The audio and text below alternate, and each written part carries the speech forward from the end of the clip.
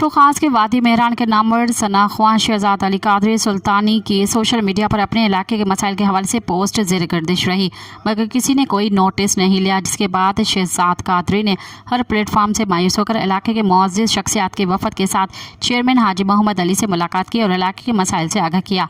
Chairman हाजी मोहम्मद अली ने फ़ौरन action लेते हुए रूटर पंप मुहैया किया और मच्छर मार स्प्रे करवाया। पाक कॉलोनी के यूसी 4 के वार्ड नंबर 4 के रिहायशियों ने चेयरमैन हाजी मोहम्मद अली का दिली तौर पर शुक्रिया अदा किया और नेक तमन्नाओं का इजहार किया। इस मौके पर जुबैर कुरैशी का कहना था कि हाजी मोहम्मद अली हमेशा लोगों की अमली खिदमत करते हैं। हमारी दुआ है कि अल्लाह पाक हाजी मोहम्मद अली को मजीद कामयाबियों से हमकिनार फरमाए।